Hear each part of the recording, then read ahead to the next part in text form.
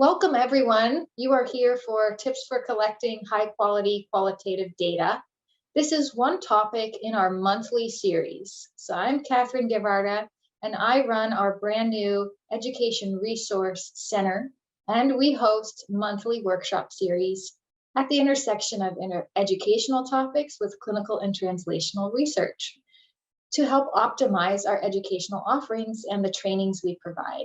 And this is a perfect intersection with Rachel's work because we've noticed that we continue to get qualitative data because many of us are doing more and more programming that includes educational aspects, and qualitative data is often seen in the educational space. So I'll let Rachel tell you a bit more about herself and her work here at SCCTSI. So thank you, Catherine, and thank you, Karen, also for having me. We're kind of a small group, so maybe just to get us started on tips for collecting high quality qualitative data, maybe we can just go around real quick and just say your name and maybe kind of let's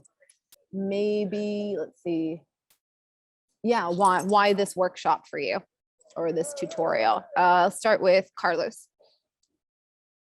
The one with the video on. Yes. My name is, Sorry. no, you're fine. My name is Carlos Cardenas Iñiguez. I'm a postdoc over in population and public health sciences. Why am I interested in here? I do a lot of work with the ABCD study. I'm a neuroscientist by training, and so it's a lot of brain development and adolescence and whatnot. And so they're actually parts of the study are actually trying to pivot much more into more certain participatory elements and running focus groups and hearing back from adolescents, particularly Black and Latinx adolescents, which is sort of what I'm really interested in. And so I signed up to absorb this since I'm trying to or maybe involved in those efforts. So Awesome. Thanks, Carlos. I'm glad you're here. Priscilla. Yeah, hi, good evening, everyone. Yeah, it's been a long morning already. But yes, the reason why I'm here is because I'm not really a student, but I was referred to by my PI just because we'll be starting interviews for my project. We're doing a social health project for cancer. People going through cancer. And yeah, I just want to get more tips. I've done this before, but it's always nice to see what others have done and what kind of tips you can get just to make sure we get really good data. So yeah, that's why I'm here. Cool. Thanks, Priscilla. Cool. So, and I will say, like, I have created the slides with an imaginary audience in mind. So this is really helpful for me to kind of see where you're at, and then we can kind of adjust what we talk about and what activities we do based on the group here. Jacqueline, would you like to share? Hi, my name is Jacqueline Valenzuela. I am a research coordinator at the Children's Hospital in Los Angeles. My director of research referenced me to this class. We are currently conducting focus groups around the country looking at how sports activity has been affected by COVID-19. So we will be looking at the focus groups and kind of collecting the quantitative data from that. So she just thought that this would be a good resource for me. Yeah, is the Play C Equity, yes. Dr. Edison's project. Yeah, I'm a consultant exactly. on that project. Awesome. Yeah, small world. Thanks, Jacqueline. What about Jennifer?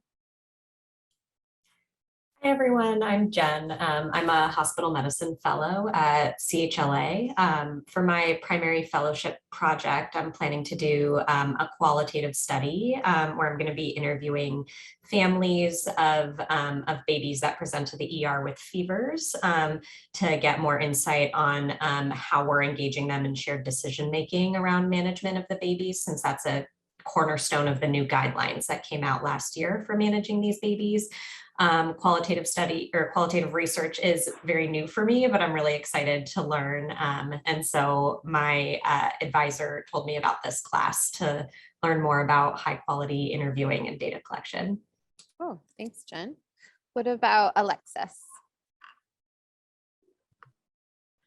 Hi, I'm Alexis. I'm an assistant professor at Children's Hospital Los Angeles. And I just got a grant that is a mixed methods grant with a qualitative component and a quantitative component. And I'm trying to refresh my memory on creating an interview guide. I'm already doing another qualitative study, but I'm a co-I, and so just thought this would inspire me to push forward. Yeah. And I'm trying to eat now, and so Eat. I'll turn my camera on and off. Yeah, thanks. No worries. I just finished my donuts. DC, please. Welcome. Hi, I'm Derek. I'm one of the pulmonology fellows here at CHLA, and I am interested in, for my primary pulmonology fellowship research projects, interviewing families regarding trach vent decision making and what the long-term outcomes of that process is and what their perception is. So my program director had recommended that I attend this class to help gain tips to help perform that study. Great. Thanks, Derek. Gemma, I know a little bit about you. Go ahead. Yes. Hi, Rachel. Organizers. I'm lucky enough to work with Catherine and then Rachel a little more tangentially. But so I'm the Associate Director of Evaluation and Improvement at the CTSI. And similarly, have been engaged in different projects, and we have plans for projects where we would be relying on qualitative research to inform our work.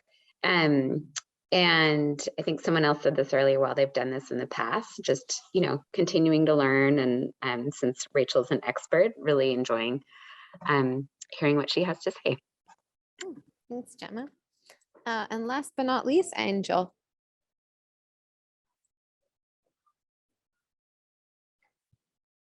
Hi there. Hello. Hi, my name's Angel or Angel, either one is good. I was a grad student with the Keck School of Medicine for global medicine.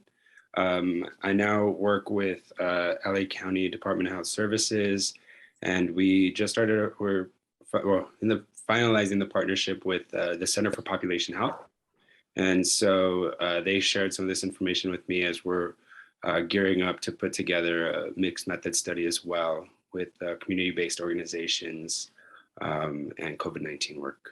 Cool.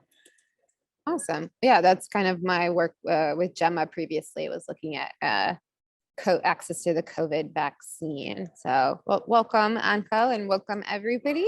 I'll go ahead and share my screen. Again, we're a small group. We'll do some breakout work, but feel free to, this is a really flexible agenda for today because it's really kind of what you all want to learn and what you're interested in. Let me just get my screen up here and I can still see everybody. Cool. So yeah, here's kind of the breakdown. We did some intros. I'll talk a little bit about kind of theory and background to qualitative research and maybe ethnography. It sounds like this group is quite advanced and is kind of looking for the next step. So I won't spend too much time there, and then kind of dive more into some of the activities of preparing your interview guide and working in teams together. And if we have time, we can also kind of try out doing an interview together. And then the last part, Catherine and I will talk a little bit kind of like next steps, how you can use us as resources as well going forward. So quickly, just a little bit about me, and please feel free to use the chat or unmute yourself, whatever you're more comfortable with. So I'm Rachel, I'm assistant professor at Population Public Health Sciences, trying out to call it K-pop, Keck-pop population is a abbreviation, acronym I'm trying to push forward. In past life, I'm trained as a medical anthropologist. I also worked a long time in industry, in the health and tech sector, doing basically what I'm doing for USC, working as a consultant at CTSI in the biostats group. And loving everything about qualitative methods. Some of my current joys are watching Mochi and Waffles on Netflix.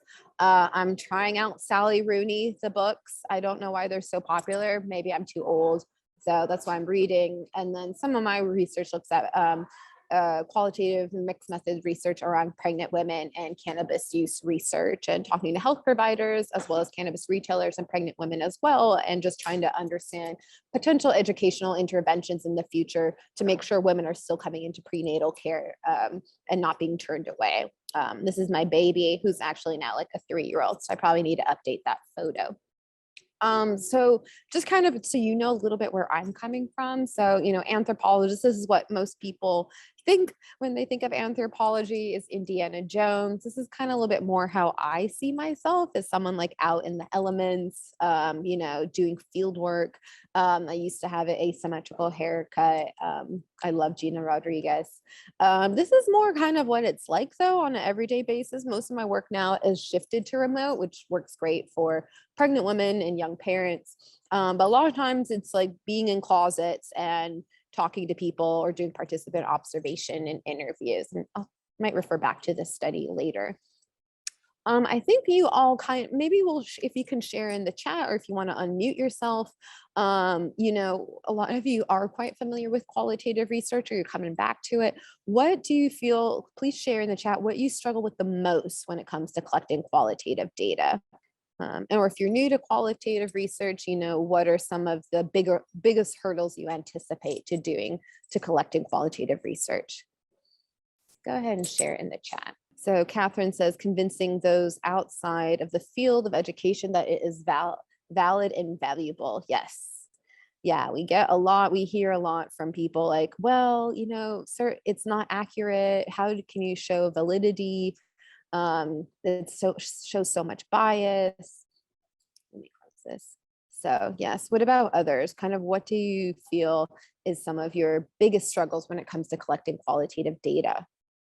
So Alexa says, when to stop collecting data. It's hard to know when the max saturation has been achieved. Yes, I teach the qualitative methods class in public health. And there's like this huge 50-page, like they asked all these prominent researchers, like, how do you know when enough is enough? And everyone has a different answer, but all really thoughtful responses. So yeah, good point, Alexis. What about others? Angel says, how to connect qualitative data with context to measurable outcomes. Yes, mixed methods. And this is something I'm also kind of working more as well. Someone who's come from mostly qual, and now I'm working mostly with quant. Carlos is like, yes. And it's mostly working with quant people, not for qual to be just a standalone, but how do you integrate this? And I'll put in the chat, I really liked Research Talk. You might have heard, I think they're Inc. I think they're in North Carolina, but they've been doing remote workshops as well. Like it's like a full week, or you go to North Carolina, but they have a really great mixed methods workshop that they've just started doing online. I highly recommend it, just for the resources alone, and kind of thinking more about like a structure of how to make mixed methods more, what would you call it? Like more transparent, versus like, here's the grant, we're doing mixed methods, but really to integrate, I highly recommend their workshops too. Cool. So thanks all for that. So talk a little kind of what we will cover. We'll talk about a little bit of basic theory and applications. We'll develop the interview guide. We'll look at I feel like the only way to really learn how to do this is examples of really bad interview guides or really bad interviews. And I've over the years collected like a depository of super bad interviews of like, this is absolutely horrible. Like why did I ask this in this way? And so I'll have some tips. And I also put like together, you'll get these slides as well, but you also have like a little PDF cheat sheet guide of 10 kind of my top tips and some of those excerpts of bad interviews. I also point out, a lot of you are working in teams, and like it takes time to do this work, not just to create those community connections and connect with people and meet up with them and deal with their scheduling, but like, where can you delegate? How can you split up this work? And so I'll give some tips for project management and, what are options to kind of share the workload, because qualitative work, as you all know, takes quite some time. So kind of quickly, qualitative research, what is it? You all kind of shared me a little bit kind of where you are in your qualitative research career trajectory. I think qualitative research, what makes it so hard to kind of define, I see is it's really kind of three things. It's one, it's a method about listening and watching, observing, and interacting with people. And I've given another workshop where I talk about data analysis, and like the same interaction that we do in data collection, we carry as well through the data analysis process. And that's really what it is, you know, just like quantitative research, we have a lot of biases in all research, and qualitative research, I think a lot of what we do, and some of, you know, number two here, the mindset we bring is, you know, everything we do in research is biased, and to kind of put those up front in qualitative research and really try to come to qualitative research and the problems we're trying to address as like understanding not just this health issue problem, but also who is the person we're talking to, and what are the relationships and social environments that impact their health decisions, that impact their community, and all those moving parts along with it. So in my work with cannabis use on pregnancy, a lot of that looks at, you know, gendered aspects of healthcare, the legal system around cannabis, and punitive laws for pregnant women in the health system. And so that kind of brings me to my third point of kind of how I see qualitative research. It could also be a tool for social justice. You know, granted, this is qualitative research, and especially anthropology, ethnography comes a lot out of white colonialism and kind of this idea of studying exotic cultures. And so, you know, I'm wary of that too, but there is something I think can be powerful about qualitative research and ethnographic methods of using it to understand, you know, people who have been wronged by the newspaper, sometimes studies that, you know, excerpts, you know, just pulls without talking to people about who they are and some of the health issues that they're facing, and tries to maybe correct those or look at them from a more person-centered view, and understanding people as complex and dynamic and as social beings. So, you know, someone like me who does a lot of research on substance use, a lot of times like the story of why people do the things they do. So cannabis use, you know, using cannabis instead of mental health medicine to manage care during pregnancy, like a lot of those stories don't get told in the quantitative surveys. So that's some of the kind of 3 different ways you can kind of approach qualitative research. And I kind of skip through this because I think you all kind of know all this. Let me skip through. Yeah, I'll kind of go, you kind of all are in it already. I wasn't sure how beginner or advanced this group is. So I'll kind of go to the next, let's kind of dive into the activities, because I think this is what most people from your introductions would be more interested in knowing about. So in our first activity, we're going to work on preparing the interview guide. And this is kind of a very basic kind of what my structure looks like. You know, I have my research question, you do a secondary literature review, see what's already out there qualitatively. And sometimes like PubMed is not enough. You know, I know a lot of my studies that are qualitative do not show up in PubMed. So like looking at other library databases where qualitative research pops up is really important. And in anthropology, the field I come from, like we write books. So like there could be a whole subject on something that's of interest to you in the work you're doing, and it won't pop up in PubMed. And today we'll mostly focus on kind of design and methods and data collection about, you know, won't talk too much about different methods to use, but really kind of tips of once you're in the interview or focus group, how do you manage this? And, you know, if you're interested in data analysis, I've got like a whole 2 days worth of material on data analysis and grounded theory that I'm happy to share with folks. But we won't talk too much about analysis, synthesis, and dissemination. I'm just going to share real quick kind of a video. This is super old. This is from Silicon Valley that was on HBO. For the last 90 minutes, you've had an opportunity to explore a standard Huli phone upgraded with a brand new operating system called Nucleus. Thank you all for being here. Alan, Lisa, Josh, Yana, Katie, Ramon. Now I'd like to get everyone's first impressions. Who'd like to jump in? Anyone? How about you, Ramon? It's just stupid. Okay, so Ramon feels the phone is stupid. Could you elaborate, Ramon? Stupid how? Please, be as specific as possible, Ramon. Well, it's slow. The apps keep quitting on me. I tried to watch a movie, and it kept freezing up. And when I'm typing, like, there's a delay.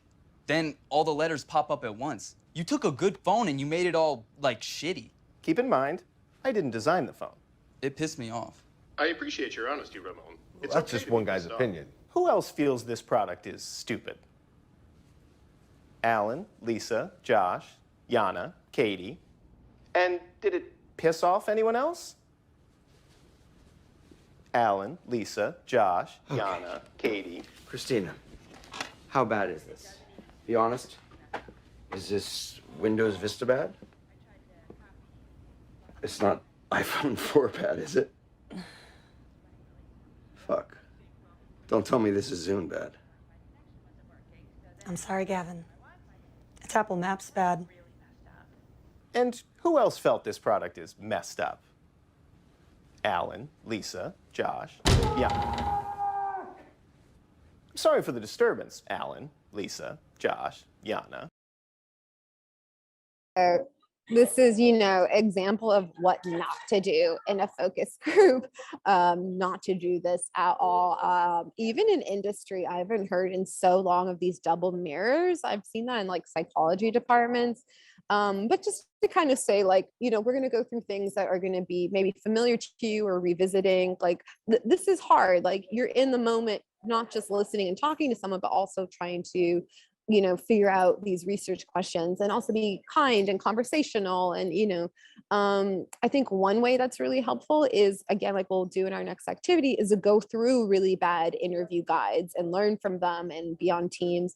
Also to be a study participant. I love being a study participant on studies. I learned so much of what that's like, everything from what project management looks like on the side of this, of the PI as a study participant, and also just like what their interview guides are like. And so that's also really helpful. But, just to keep in the back of your mind, like a lot of what we're doing today is like how to listen and be a human, and to focus on not just the what and how, but the why of why people do the things they do. And you don't have to have a PhD in medical anthropology to kind of understand these things, or, it's really, hopefully today you walk away with like, this can be a tool, qualitative research, and some of the things we learned today as to integrate into your everyday life. So this is the newish director of the CDC, Dr. Rochelle Walensky. And it was this article in, they did this really nice interview with her in Vogue magazine, and Science is Not Politics, how Dr. Rochelle Walensky is saving the CDC. And they asked her, like, what are some of the challenges you feel like the CDC is going to hit with vaccine reluctant people to get the shot? The interviewer says, does this hesitancy frustrate you? And this is what Dr. Walensky said. She says, I don't think it matters if it frustrates me. We need to understand the why behind the hesitancy. In medical school, we were taught to stay quiet after giving someone a new HIV diagnosis. It's a painful, awful pause, but you need it so you can learn what that person is thinking. That diagnosis means different things to different people. Maybe they're wondering, am I going to die? Is my kid infected? Will I lose my job? Until you know what the diagnosis means for that person, you can't address the next question. I think it's similar with vaccine hesitancy. Are you worried about the side effects? Is it because you have no place to leave your kid while you get vaccinated? Are you worried about the science? We can't address the no's until we understand them. So like, you can kind of see, even some of you who are clinicians or who are new to qualitative research, there's a lot of tips and things you can learn. Like taking a pause is so important. Some things you might have learned in bedside manner that we can kind of adapt and use these tools in our qualitative work going forward. And in terms of preparation of what it looks like to develop the interview guide, we won't go through these, but essentially I always kind of try to do, in industry and academia, like a kickoff meeting, get everyone excited on the same page. If it's you and your team and you're working with a community group, like have everyone on board. And I think what takes the longest time in qualitative research is recruitment and getting participants and figuring out how to do that, and connecting with communities and stakeholders to help with that process and make sure, from end to end, that process is smooth and not invasive and is ethical. And I'm not talking like IRB ethical, like human ethical, and being polite. Getting secondary data together, what's been done, what have other departments done, other reports. So not just looking at PubMed, as I mentioned earlier, but also looking at, I think, like Stats, Health newspaper is really good, The Conversation, other places that draw and put together research in ways that you can kind of see, well, what are people out there reading? Stakeholder interviews are really great. So getting buy-in from community members or advisory boards you're working in. It's also a really great way to pilot your interviews and check, am I doing the correct language? Because the way I'm having the interview guide, not only is it hitting my research objectives, but is it make sense beyond my research team? So these are kind of all little things to do before you start even working, before you go out and interview people. And then when you actually do, oh, Priscilla says, yes, recruitment has always been a struggle for me simply because of the availability of other people. Yeah, I feel like of anything, this is what can really hold up a study is the recruitment, or we did not anticipate. So I always over plan or create extra time in a grant for recruitment because it's relying on others and people's schedules and being flexible with that. I haven't said here, but I'm a big proponent, and I've fought with IRB on this, of giving lots of money to the people I interview, even if they are using substances like injection drug use is other project. And I pay people $40 cash and often have to make a justification. Like you're not only just thanking people for their time, but also for their expertise. So two things you really want to budget for, because I'll have people email me later, budget for really overcompensating your participants. Qualitative research, even if it's a 1 hour for interview or 90 to 120 minutes for a focus group, it's a lot of time and it's exhausting. So you want to make sure you build that into your budget, as well as making sure you budget in transcription, because it is expensive. And I do not recommend, AI is getting better and I've heard good things about Zoom, but it's costly if you want it, and if you need it through HIPAA. And you can't use certain third parties. So I'll just leave it at that. Day of the interview. So some of the prep work, I create a rundown of roles with my team. So you have like a paper, and actually I got this from a colleague in community engagement, who's doing what everyone's team, who's going to be on the interview, like what's the Zoom link? What's everyone's phone numbers if we need to like text somebody at the last minute, who's providing the gift certificate, who's doing the introductions, who did consent, and just have a 1-pager with all that information, and have that shared, and who's doing what. And this sounds like most of you are working on teams. It's going to be you leading the interview, and then have that second person. I always highly recommend, even if it's a student, to make sure you have a second person listening in and that they're not taking notes. So you don't want someone like taking extensive notes. You have the transcription, so you can kind of sit back and relax and just focus on the interview guide and listening to the person, some follow-up probes. And that second person is maybe doing more follow-up questions. So one person's in charge of the interview guide, and that second person, who can be a junior person, so you got my little delegation Zen sticker there, is not taking these ridiculous long notes, but is really a second ear and listening and following up. You can also have, maybe if you're working with community groups, to have a community member or stakeholders, or maybe a particular content expert. So for example, I'm doing a project on hyperemesis, and the person it will be me and a study participant, a woman who is pregnant and uses cannabis and has hyperemesis. And then it will be someone of a hyperemesis organization who kind of knows the medical ins and outs during the interview as well. Jeff Sugar shared, I had a grant reviewer complain that $50 for mental health testing was coercive. Yeah, you have to like cite articles to encourage IRB to be like, or a grant reviewer there's some articles that help talk about kind of the labor of being a study participant. I mean, some people do study participation for a big chunk of income. And what does it mean for them to provide that labor for us as researchers in the system of academia? So I feel you on that, Jeff Sugar. I'm happy to talk more about this too as well. Like, this is what my equipment looks like in person. I love this Zoom interview for recording. This is kind of the fancy version. I had the $100 version for a really long time. It had similar mics. Really great, especially because all my interviews, even pre-COVID, that aren't remote, are outside. And so like wind, it's a great mic. Backup batteries. I have a little thing if I do take notes, and then I print out my interview guide for each participant. But I feel like having my computer out, I don't do that. It's, or your phone out, because people might feel like, oh, are they listening to me or not? I do have a backup on my phone for recording. So I always recommend two recordings.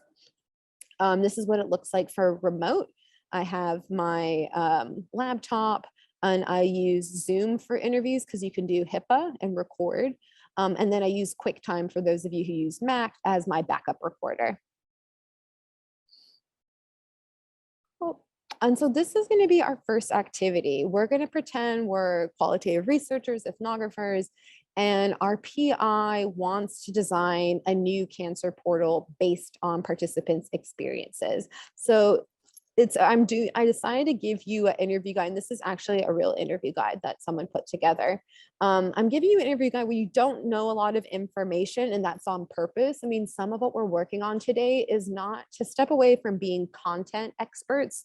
So for some of you who are at CHLA, or you work in evaluation, to move away kind of from your content expertise and start thinking more like methodologists. So we can conquer any study we want using some of the tools today. So you don't need to know a lot about cancer, or designing a website portal for patients, or excuse me, for providers and health and clinicians. We just need to know how to design a better interview guide. So your PI for this activity has given you this interview guide, and they've asked you can you give us some feedback so that the interview guide gets better at the study participants' experience with this particular portal. For those of you, portal just means like a website, or it's a website for clinicians for them to access health information. So you can imagine like this portal might be hooked up, or like an application connected to Epic, to electronic medical records. So I'm going to share, I hope this is the right link. I'm going to share in the chat here, and I'll share this again once you get into your groups. But you can go ahead and try to open this up. This is going to be an example of a bad interview guide. We're going to break you up into breakout rooms, and you're going to work with your team just like you would in real life. You're going to make a copy of this document and try to give feedback to your PI to make this interview guide better. And I understand I haven't given you like the tips yet, and that's kind of on purpose. I mean, I want you to kind of think about what a natural conversation looks like when you talk to somebody, and then we'll get into kind of the nitty-gritty tips. But I kind of want you to approach this like, what does it look like to talk to someone and try to understand their everyday life experiences and relationships in a clinical setting. And so I don't necessarily I want you to kind of resist the urge to go in and use Google Comments and like rewrite every single sentence. I want more you to provide feedback kind of overall, like, what does this approach look like? If you ask questions like this, what do you think the outputs might be from the person you interview? So we'll go ahead and put you into groups, and I'll copy and paste this information again, and I'll broadcast it to the breakout rooms. But your goal here is, how can we make this interview guide more qualitative, like, so that it gets at the interviewee's experiences? So you're going to be interviewing Carmen eventually, and she is a clinical staff member, but not non-physician. I want you to go ahead and make a copy of the interview guide, and you can add your comments through the Google Comments with your team. Anyone have any questions so far before we break up into teams? I know some people have to leave early. Maybe we'll start with Derek and Jennifer's group. Do you still have some time to share what you all came up with in your team? Or do you still have a little bit of time, Derek and Jennifer? Yeah, I can talk pretty briefly for our project, or I mean our opinions on the document. In general, we kind of felt that it was fairly certain aspects of the questions felt very either so open-ended that and not detailed enough to help guide answers that maybe we felt could be, or to enrich the response from the interviewee. And then some questions were a little so specific that it kind of only led to, we thought, either yes or no kind of answers or kind of like one word answers. I think to just quote like something from the warm-up section. Well, yeah, so even like with how many tests in general do you order per month? Sometimes it's a little bit unclear, vague, like, what kind of test? What if the person that we're interviewing is not 100% clear, like the scope of tests that can be ordered. And so they might miss some things that you would be hoping that they would talk about, but they just didn't know. Yeah, that's probably the overarching thing that we kind of discussed in general for the document. Yeah, and this is a great point, Derek, you bring up is like how specific and how broad, like how much work are we putting on the study participant? Like one of the questions there was, walk me through a typical day in the life of a project manager. And it's like, well, what is that? I woke up, I did this, I checked in with the patient, like you got to give them a couple more bites so that they can, you're guiding the conversation. And so, yeah, I think that's way too broad. And then some are so specific and that it's really more self-serving for the interviewer. I want to know every aspect of this, this portal, when, who, what, where, when, how. And it's like, well, like, you're kind of, it's not interesting. It's about the portal, not about the person you're talking to. So like, why are they there? So trying to find that balance is a lot of the work we do. Jennifer, you wanted to add something. I saw you unmuted yourself. Oh, yeah. The only other thing I was going to add briefly was that, like, speaking to those like more narrow questions, it almost felt like the way the interview guide was going, it almost seemed like it was trying to replicate a survey rather than get the information that we would want to get from more of like a qualitative approach to these questions. Yeah, exactly. And like the time with the study participant is so precious. Like a lot of times you just get those 60, 90 minutes and that's it. We don't get to dive in deeper. And so you can think of like, well, maybe could we add some of those kind of really kind of specific questions to a preset of survey questions, or when they do the screener or afterwards, after the interview. And maybe that's another little chunk of money for them, for a smaller chunk of money. The other reasons, not just like wasting time, but also just like the cadence. Like you can imagine like boom, boom, boom, who, what, where, when, how are you, like you're kind of losing that safe space and that conversation that you're having with them. So thank you, Derek and Jennifer. Those are really great insights. I know, Catherine, you were in one of the other groups with Carlos. Yeah, and Priscilla. And Priscilla. Speaking Maybe of y'all that, want to share. Yeah, please. Yeah, so a couple of things that we were chatting about, and Priscilla, feel free to jump in if I'm mischaracterizing anything, was essentially the way that the interview guide is set up at the very, very beginning. So even talking about in the first couple of questions in the warm-up, and a couple of things that we were discussing were just things about perhaps discussing what is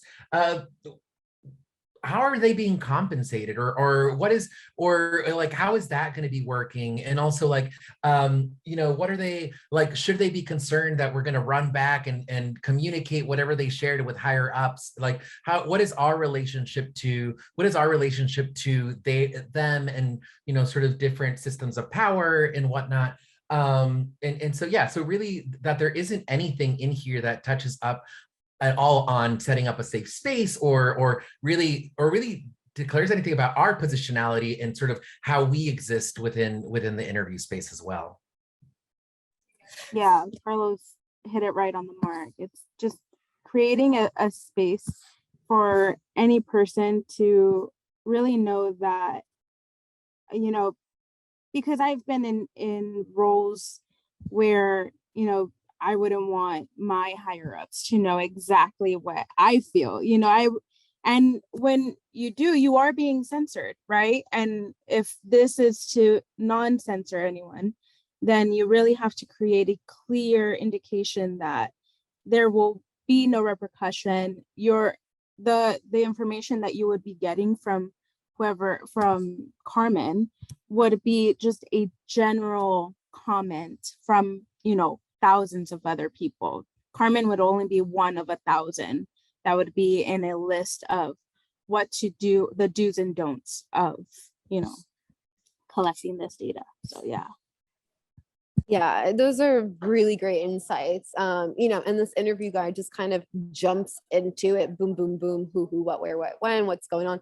And I agree. Like, I know I've even myself have had a disservice where I always leave space at the end for the participant to be like, hey, do you have any questions for me? And they're like, so how is this data going to be used? And I'm like, oh my God, why did I not set this up in the beginning? Like, all this data is now, what they've shared with me is going to be really different now that they're asking this at the end, so setting that up front, like what are my research objectives, and not, my research objectives, just like how I wrote it in the grant and how I'm copying and pasting, but like, what does this data do for the person who's the study participant? How will it be shared? Who else is going to be reading it? Why are we recording? All those things are super important. I think what I say now, like for in-person interviews too, like, hey, I'm recording. Is it okay if I record? The reason I'm recording is so we can have this more of a conversation. I'm not just taking notes. We do send it to a third-party transcription, and they de-identify or remove every time, like, I hate my sister Kathy. We're not interested in Kathy or following, who you are and the details of your life and exposing that, but really understanding you and the other 25 people we talk to and understanding kind of their experiences and perceptions of this particular issue. And even though they signed a consent form, it's always super important to reassert in the beginning of the interview guide of like how we're going to actually use what they share with us. So that's a really great point. Like, there is nothing here in that interview guide. What about the other groups? Kind of what insights did you all come up with for feedback for this PI on their interview guide?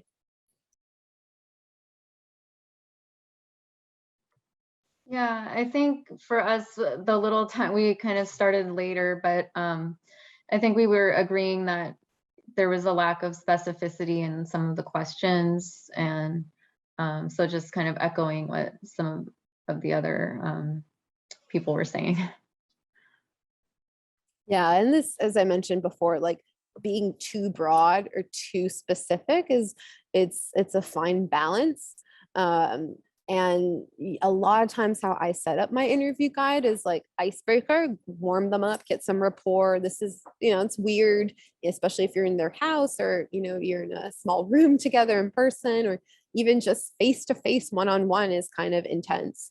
Set up some rapport, throw them a question that they know they can answer. And it's on their terms. Like, being the interviewer is a very humbling experience. It's really about listening to them and barely talking. And then where you can get into specifics is in what probes. And I'll share like an interview guide toward the end, and if we have time to build our own interview guide as well, is like the follow-up questions. And the follow-up questions is where you can be very specific, but it's follow-up based on what they have said. So it's like, again, the focus of really listening. And then I write down probes usually on my interview guide, but it's more like a back pocket, because hopefully what they share in the interview is something I don't know, or it's new or uncovered. And that's kind of the beauty of Qual. You go in, you do all your lit review, you do all your grant applications. You hope when you go to talk to people that they kind of blow out of the water your interview guide. Otherwise, you didn't actually have to interview anyone if you knew the answers. And so having what we call semi-structured interview guide allows for some of that balance. So keeping it structured that I've got some key questions, but leaving it open so I can actually listen and then get into some of those specifics based on that person's experience and kind of what they throw out. And then what about the last group? I think Angel, Gemma, and Jacqueline or Priscilla. We were actually with Jeff, who jumped off, Angel and I, but a lot of the same things came up for us too. I think one thing we noted was that certain questions are structured in a way where you're making assumptions about the participants' interaction with the portals. So similarly, making sure you're doing your prep work in advance and understanding, challenging your assumptions to the extent you can. And we also felt like some of the structure of it could be adapted, such as the warm up, maybe like easing into it a little bit more, and then being flexible with what you ask so that people do feel comfortable based on how talkative or not they end up being. And then it sort of felt like even between the sections, there was just like, okay, now we're doing this and now we're doing this without a lot of guidance. And again, facilitation of how the conversation should go and how you might be going around, focusing on use and pain points towards specific types of use with orders. So similar to kind of what has been said about the introduction and other things, like how do you better facilitate by thinking about the flow? Yeah, exactly. Like this so this is a real interview guide. This is actually what a stakeholder gave me. And you can see like, yeah, the sections are completely arbitrary. Like an actual study participant, actual practice manager does not think in these terms. They don't move through their day thinking about workflow or pain points necessarily, or orders or results. It's a how they would. So each of those are actually tabs of the website of the portal. And that's why it's organized that way, which is completely arbitrary from the study participants' experience. Usually how I design interview guides is, yes, I mentioned earlier, rapport.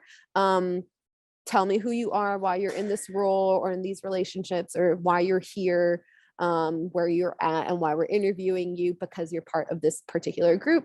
What's not working? What are your frustrations? Let's vent. Based on your expertise in this role, what do you feel could be better? What should be the future? Or like use some of their person-centered solutions and tap into those. And that's almost all of my interviews are like that. Who you are, let's have some rapport, who you are, what, where you're coming from, what are some of the issues that you're facing, and what do you believe could be better, in that order. And then the analysis kind of reads that way, goes through that way, that storyline as well. Any other comments or questions based on this activity? No. Okay, well, let's go to the next part. So, and I know for some of you, this is like fairly new and kind of feels like you're grabbing at straws, and that's okay. I didn't want to kind of bombard you with like, here are all the tips and now go through a fine comb. A lot of this, I kind of want to push you to feel like this is remembering how to be a human while also being a researcher, and like, what does a conversation look like, and relying on some of that as well before kind of diving into these tips. So I'll share in the chat. I'll come back to the chat. Let me move this over here for now. So this is kind of a cheat sheet, and you'll have this, and I'll share a PDF in a little bit too. So it's kind of a standalone if we have time to also create your own interview guide. But these are kind of my 10 tips based on like my running log of really bad interviews or sections of interviews that are really bad. No hypothetical questions, no close-end questions, no leading questions, being polite, which people forget about, being quiet, as the director of CDC mentioned, like letting those pauses happen, making sure the interview is not about you. It's about the study participant and listening to them, avoiding validation or kind of normalizing their experience, keeping it conversational, using silence to kind of let things sit and not rushing to get to all your questions, and avoiding intervention or dictating what's normal. So I'll go through some of these in the time we've got. Let's see. No hypothetical questions. Some of you pointed this out in the interview guide as well, like planting like questions like, if you were like this, would you do this? Or if we offered this service, would you use it? Or this intervention. And these, a lot of times, some of the bias that comes up in qualitative interviews is you're getting like the ideal patient, or the patient who never misses an appointment, who takes all their medicine, who listens to their doctor. So setting up future scenarios, not only does it put a lot of work on the study participant, it also is not based in anything. And a lot of what these interviews are is to ground everything in experience, and not kind of these vague questions that have no real basis in reality.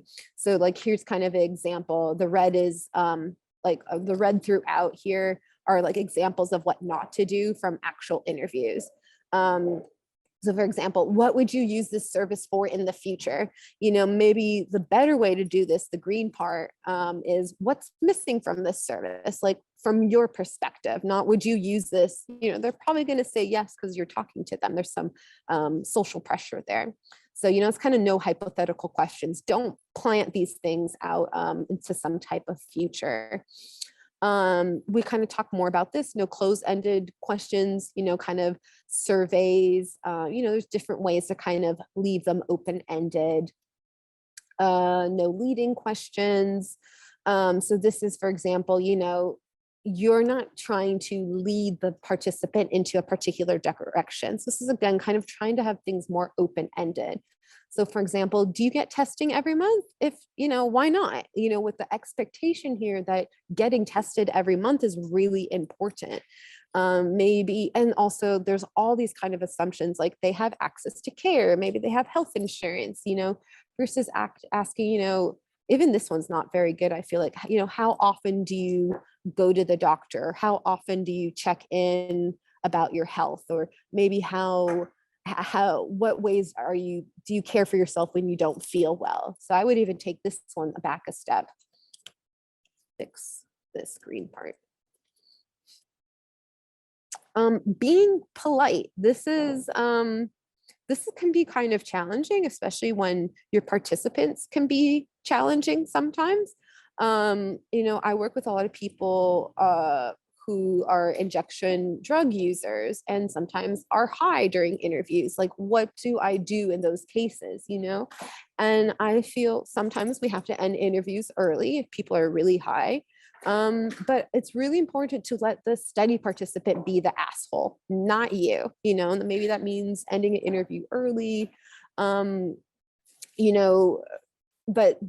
I think this is more of like a tip of like reflecting on what your role is. So, one really important thing I think of qualitative research is you're not trying to figure out the truth. Your study participants might share medical data that is incorrect or throw out, radical ideas about what they think COVID or the vaccine is doing. And it's not your role, even if you are a clinician and know this knowledge, to correct them, but really to kind of understand, as a lot of you are doing already in your work, about their perceptions, and just kind of understand where those perceptions are coming from. So for example, this is from an interview, oh, that's funny that you mentioned this, because in an earlier interview, someone said that the hospital is closed now. So essentially, like, are you lying to me? Like, it's closed, let them, if they think it's open, let them explore that. You don't need to kind of correct it. So they just took all your opioids for no reason. The doctor, like, you weren't using cocaine. So this is a leading question, but also kind of judging. Like, so, this is extremely hard to do in interviews, but a lot of our work is not to judge, and being very careful with questions in that way. We already talked a little bit about being quiet. So this isn't just like, to do a better interview. And I have another one, tip number 9 of like using silence, but being quiet, it's really, again, about them and listening, but also so your transcriptions are cheaper. And so it's easier for you to do analysis later. So when I'm doing a qualitative interview or focus group, one thing I try to do is imagine, what does the transcript look like? Is it me interrupting a lot? Like in this transcript, like, yeah, I'm talking and, you want to show you're listening, but like, this is what the interview guide, it's all messy. And this is what I'm going to have to analyze later. A transcriptionist is going to have to go through this, and it's just messy. What you want to imagine during your interviews is you have these nice, clean transcripts. I ask a question, they speak and they flow, and there's details and there's rich data here. I ask a follow-up question, or, I ask another question, I'm listening, and then they go into it. And even participants who are shy, like, then I throw in some silence or some pauses and give them an opportunity to kind of think about it. But this is kind of what you're going for when you're doing your interviews. This is what you want your transcripts to look like. It's kind of nice, clean, chunks of data, which helps for analysis later too. You don't want all these kind of interruptions. Oh yeah, this is, it's not about you. And this is a little bit debatable in the field. Sometimes people say like, if they're, it's not a therapy session, even though lots of times you're creating a safe space and people feel free to express themselves and share personal things. But, here's like an example, like back in September of last year, I had a problem with my heart where it was beating too fast. And the interviewer jumps in and says, oh yeah, I know what that is. Like my dad has that. They try to go back to the story, they get interrupted again. My dad had open heart surgery. And I remember, like, it's great. This is like a way of establishing rapport. Like, I feel you had some heart problems. My dad had some heart problems, but it's not about you. And this is extremely hard. In my own work, I talk with pregnant women and about their childbirth experiences. And I want to share all about my child.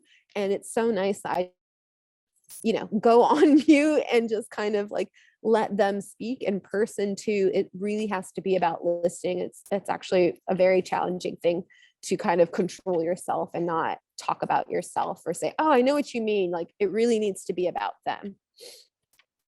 I'll go through a couple more of these and then we'll go to the next activity. Avoiding validation. This is, again, some of this about judgment or saying like, this is good and that's bad based on what they share. You want to kind of stay neutral.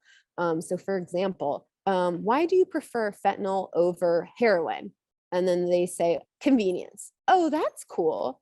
And I know that's very slight, like that's cool is okay, or like, okay, I'm listening, but you want to avoid kind of, not just responding to respond, not just because it's annoying for transcription, but not to kind of always be positive or need to respond or, giving some type of validation, like this doesn't mean anything. And it kind of interrupts the flow of conversation as well. These are other examples. Oh, that's really great. Or, oh, we've never heard that before. And you can imagine the study participant might be feeling like, oh, is this cool? Am I normal? Am I like the other 30 people they talk to? So you don't want to really give a direction of how you want them to respond. This is, another way of introducing bias into the interview.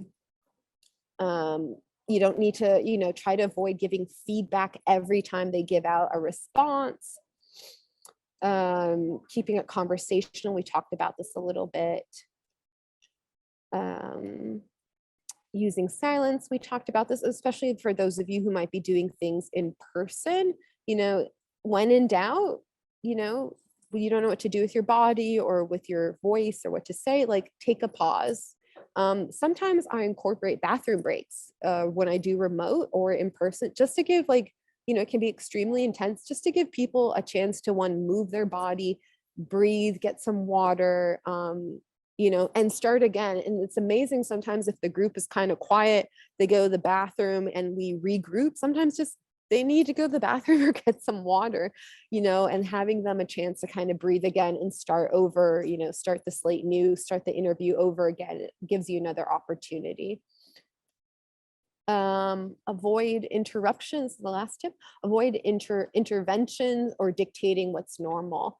And I kind of mentioned this before. I've done some interviews with people who they are medical providers and they do have the medical knowledge, but this is not the place to provide it. Then it kind of gets blurry, the role of the clinician or the person who has all the knowledge, the interviewer versus the study participant you're talking to. So kind of want to avoid that as well. I'll stop there. So those are a lot of tips. These are kind of ones that, you're more than welcome to kind of look through these in more depth. And but those are kind of the main ones I've seen from interviews I've done or teams I've helped out. And it's a little overwhelming.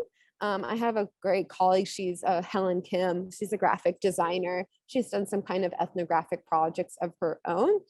And it's like you have all these tips of what you should be doing. And this is why I want you all to kind of have a clean slate when you approach that really bad interview guide and then to give you the tips, because it can be a little bit overwhelming. It's like, well, how do I even start? And my colleague gave some tips to our students in our qualitative methods class. And she kind of said, we're so afraid. It's hard now. What do we do to write an interview guide next? She said, what the most important thing is to let go of the preciousness. Like we all know how to have conversations, there's some tips here that can be helpful but to kind of, we're going to make mistakes. Essentially, you are going to make mistakes. You will offend your study participants, even if it's not that your intention. And so this is kind of Helen Kim's take on this.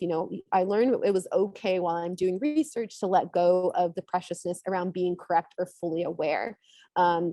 This is an excellent practice to continually learn and be informed, but this is an ongoing practice that really has no end. And she kind of referenced cancel culture, and like, we're so afraid to follow all these tips or do research correctly and not offend anyone that it can be paralyzing. She said, I think knowing that you're going to get it wrong and that is part of the research process allows us to feel less helpful, even inhibiting pressure. So just to kind of keep that in mind as we get ready for our next activity. I think with time, we won't be able to practice doing interviews with each other, but you're more than welcome to kind of use this guide to practice with your team or with your colleagues. I think we'll just have time. We'll see how we go. There's only 8 of us, a couple of us left. Our next activity, we're going to go back into our same breakout groups. And our goal now is to, knowing everything we know, is to create a focus group guide. Maybe just since, excuse me, we're a smaller group, we might just do one-on-one interviews. So we're going to create a better COVID testing experience. That's going to be our project goal.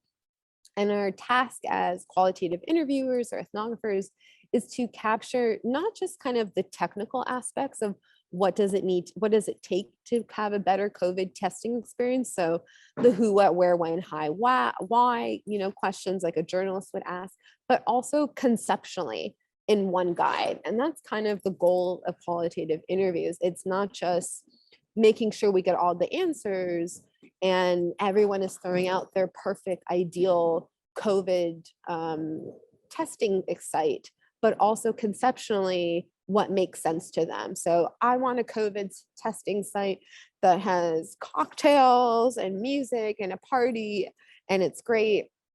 And then it's like, well, but conceptually, would you actually use this? Like, does it need to be offered on Sundays in the evenings when your family's actually free? So, looking at access and concepts of access, as well as technically what people actually want. So for this activity, very similar, going to work in your teams. You'll create a copy of a template. You're more than welcome to use this template. It kind of has what excuse me, like I kind of mentioned before, how I set it up, how I establish rapport, that kind of beginning, middle, and end questions. So you can use this as a guide or you can make your own. And you'll get into your teams, and the goal is to write 2 to 5 questions for a 5-minute interview. And then, write some probes to each question. So what is a probe? And we mentioned this a little bit earlier, but you kind of have your main questions of what you would ask someone to create a better COVID-19 testing experience. And then maybe some back pocket or some follow-ups you can anticipate asking that person after they give the answer to the main question.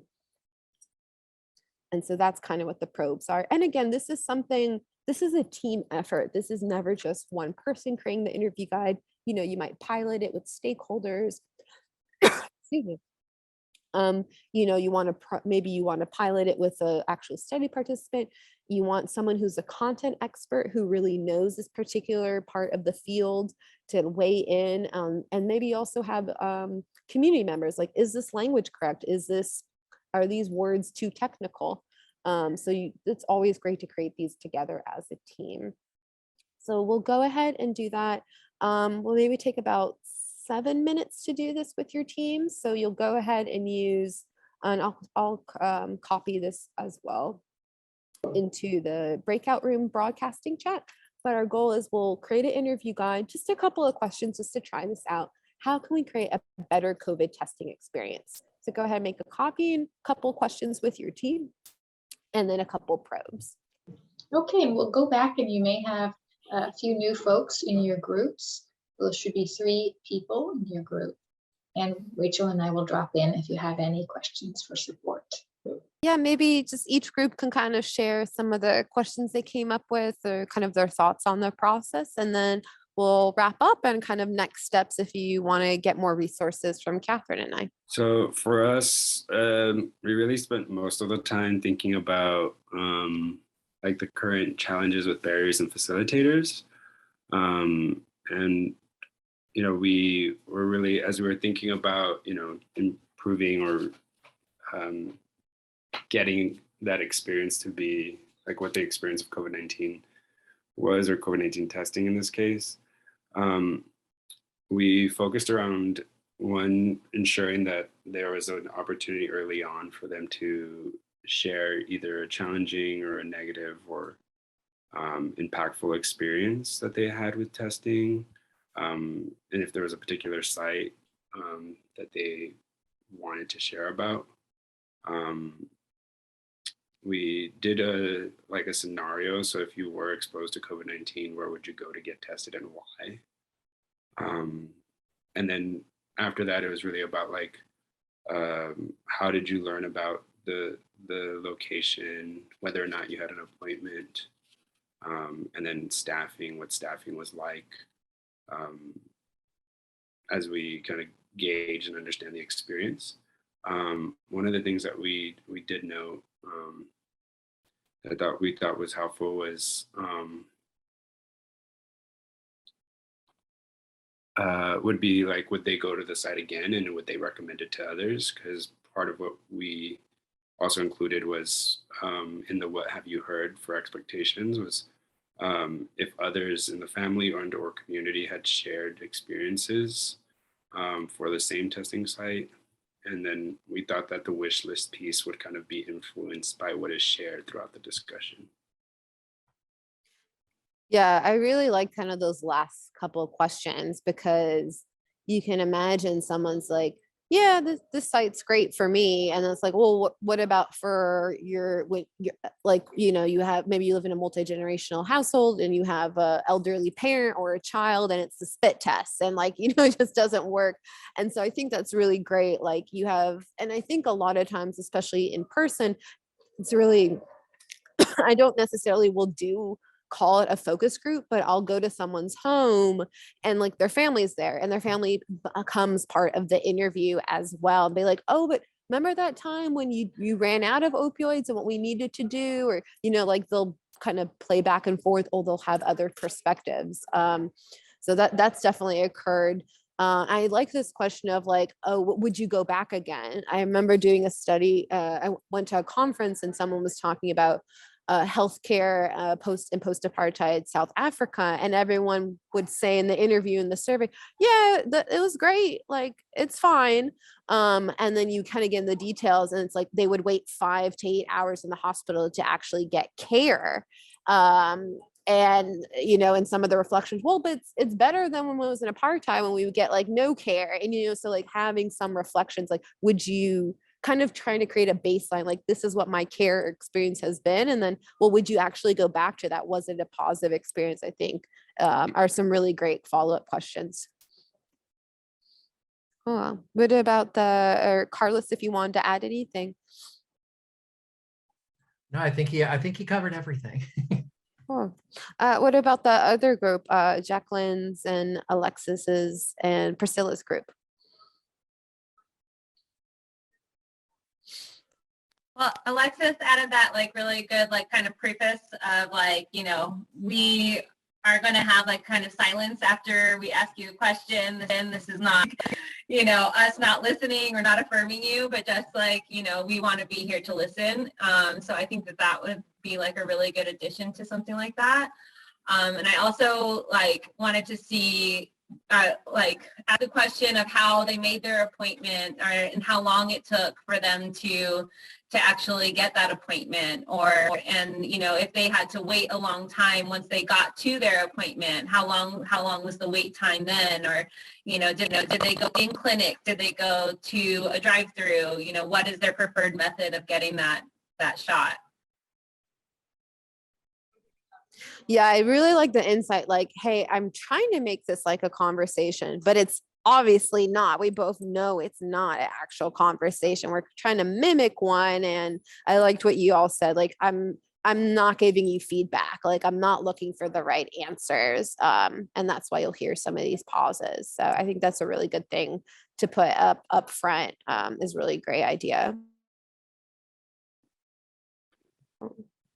Other things, Alexis or Priscilla, did you want to add anything from the interview guide you were putting together? Yeah, no, I'm Jacqueline hit it all. Yeah, those it's kind of going back to those safe spaces, right? Just creating those safe spaces for these people and having them understand that because for most of the part, it's their first interview too, right? So they've never been interviewed. So it's good to kind of give a preface as to what to expect. And that, you know, and we can always ask those type of questions. I was even thinking, you know, the pronouns are in here. Even asking that before you even start recording could even save time for the for the person transcripting, and then another thing is we already start with our foot forward, where we're already having them understand that we appreciate, you know, their time, and you know, just giving them a good foot forward to this interview so that it gives us good quality data. Yeah, I think that's a great point. And I know I've been experienced for our COVID vaccine access study, like people will call you out, like, oh, you're at USC and like we worked together with you as a health provider, or like, not, you know, like people called us out on our positionality and like, well, what are you going to do with this data? And we read all your scandals, you know? So like, I think like you got to be upfront, otherwise people will call you out, and you know, if you're not truthful or transparent what you're doing with the data or what this process is like. So I think that's a really great point. Yeah, completely. Yeah, there's so much mistrust, especially in our communities, you know, especially our surrounding communities where a lot of this data usually comes from. They're very hesitant. There's just so much history and so much things behind it all. And it's so hard, you know, especially when you're trying to do research. I mean, I really love the guide, you know, just as a good, you know, bone to it. It's just, you know, it prefaces that this is for research and it's for other people. You have to really give them an incentive in a way as to, you know, this may not help you necessarily, but it can help other people that are in your position or have been in your position. And that kind of softens them up too sometimes. Yeah, I think you make a good point too. Like a lot, like like ideally the consent form would cover some of this, but I think we're all pointing to like the consent form does not really serve this actual purpose. It's reiterating that in a way that's more accessible. Even the IRB process, I've argued, so especially, no offense, Children's Hospital, like how they understand qualitative research and how consent works and explaining of what we do has been a really challenging process. We just got a couple more minutes left. Catherine, did you have anything you wanted to share on your end? Yes, I do. We just wanted to thank you all for your work and also let you know that Rachel's support and my support do not go away. So I just wanted to show you how to book a consult if you'd like to be with Rachel in a consult or with me if you're education focused. So Rachel works with the Biostats, Epidemiology, and Research Design group. And you are able to go online and all this information will be in the slides and on the website, and you're able to view the service and meet with Rachel and follow up, and it will be just about your study and your specific needs. Now, increasingly, we know that more of you are doing work at the intersection of the education space. And so my work with our Education Resource Center specifically focuses on if you have an educational component. As we know, the scholarship of teaching and learning highly involves qualitative research. And so if you're looking to do things like set up an educational aspect of your study or your research, or how to assess an educational component, if you're looking to go beyond asking if people are satisfied and instead trying to measure learning, which is very challenging, you might want to consult with me. And so that's also on our website, and you can meet with me together and we can have a consultation about that. I will also just thank you very much. And in the chat, you saw that Karen put the link to the survey, so you can inform us of other topics or even maybe deeper dives on this topic that you'd like us to host, because this is a monthly series. So we hope to see you again and hope you come back. And you'll also get in that follow-up email where to access the slides and Rachel's tip sheet and where it will be posted on our website. So I'll stop there to see if we have any final questions or comments. This has been really great. Thank you so much. Thank you all. And I know we ran out of time to actually try out the interviews, but that's kind of would be the next step.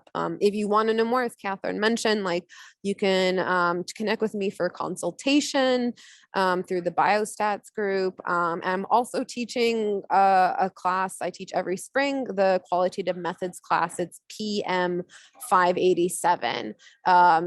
And that's, we meet every Thursday and go from the research process to qualitative research mixed methods from start to finish. So you kind of get the full realm of the qualitative process.